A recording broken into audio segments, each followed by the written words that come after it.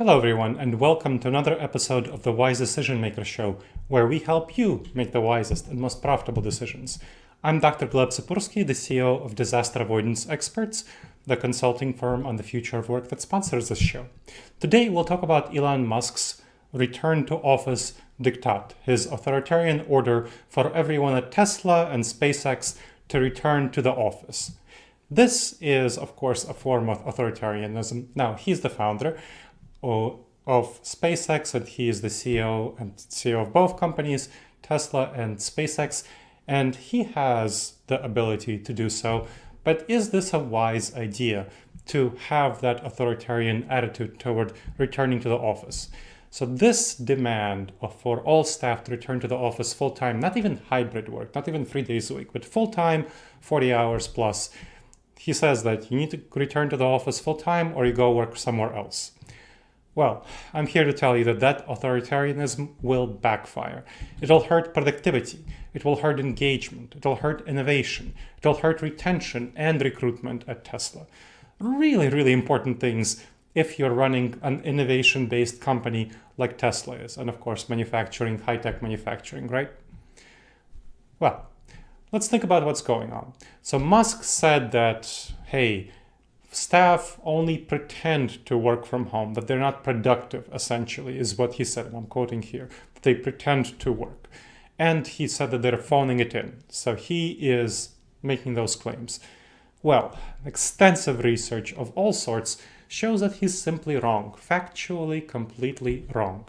Work from home does not reduce productivity. People don't pretend to work from home. They're not simply phoning it in. That actually improves productivity when people work from home.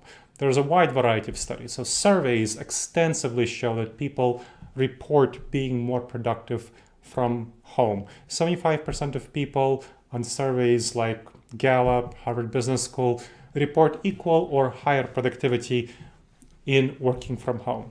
And it's not simply surveys. You might say, well, a survey, employees like working from home, so maybe they'll report working from home more just to stay working from home. But it's not simply surveys. It's also employee software monitoring data. So monitoring software that employers install on employee computers to monitor their productivity shows that employees are quite a bit more productive, from 5 to 10% more productive at home. And that's, again, factual monitoring data, employee monitoring data, not surveys by employees. So both of those, both surveys by employees and employee software monitoring data, shows employees are more productive. And HR leaders agree. So SHRM, the Society for Human Resources, surveyed employers, so HR leaders, and it found that 94% find that employees are equally or more productive at home compared to in the office. Moreover, work from home productivity is getting better over time, not less. There was a Stanford University study that showed that work from home efficiency in May 2020, so a couple of months after the shutdowns when transitioned to work from home except essential employees here in the US, it was up by 5% in 2020.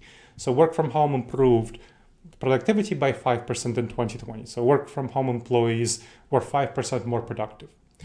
How did that change over time? Well, most recently in the summer of 2022, work from home productivity improved to 9%. 9%.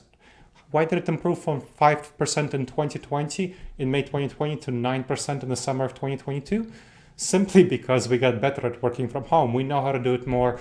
Employees got better at doing it, collaborating with each other. Employers got some back-end software, collaboration software, got their policies and processes in place.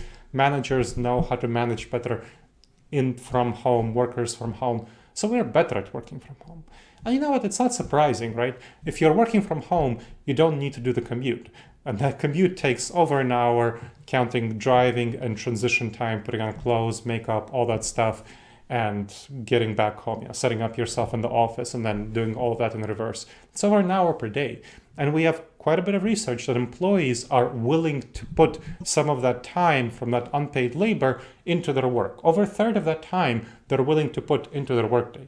So they're willing to work quite a bit more per day due to not working on the commute.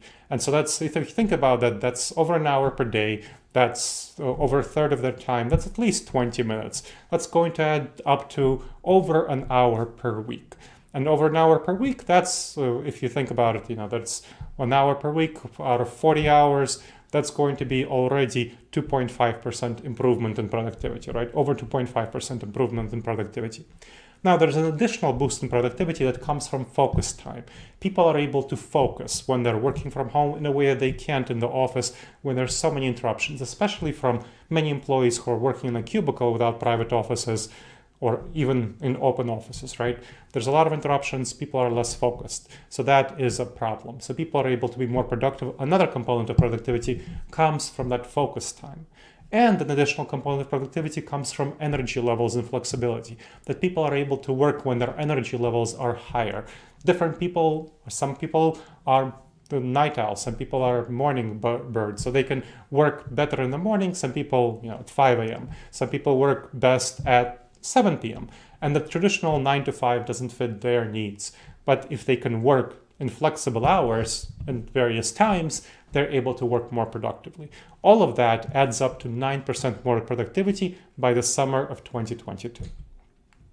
Now, what's the psychology? I mean, this is all known. This is not a surprise to Musk. Anyone who Googles this, you Google work from home productivity, you'll look at the first page of Google, you'll see all of these results. This is all available. The research is out there.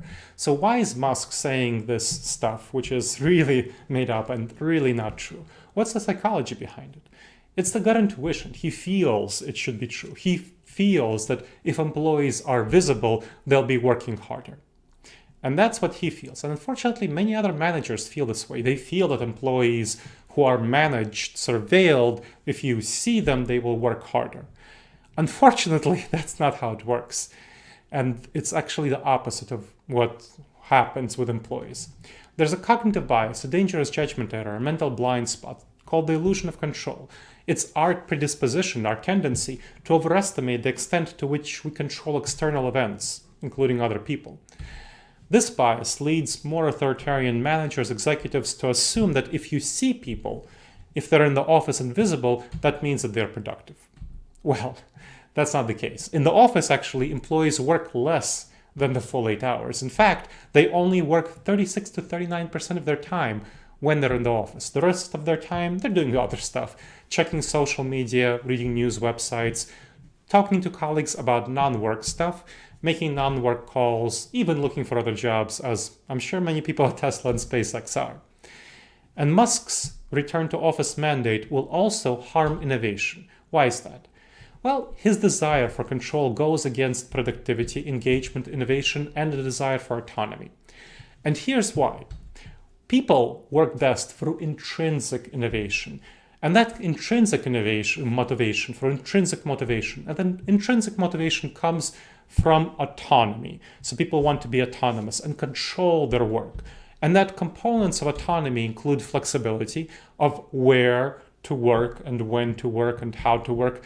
And so it's self-control. They want to control that themselves. And they're more productive, they're more innovative, more engaged and happy, and more likely to be retained if they have autonomy, that flexibility, that self-control. And worker autonomy also increases innovation. We know that there's extensive studies showing all of this. For example, there was a study of 307 companies which showed that those that provided more autonomy to workers saw more innovation. And of course, retention. Tesla's return to office mandate and SpaceX as well will risk losing its best talent. And partially because many other companies are much more flexible than Tesla. And Tesla employees can easily find jobs there. For example, 3M, also a very prominent, big manufacturing company. It has a trust-based approach towards its employees. It allows employees to work their way, when they want it, where they want it, as long as they produce the outputs that they need to produce.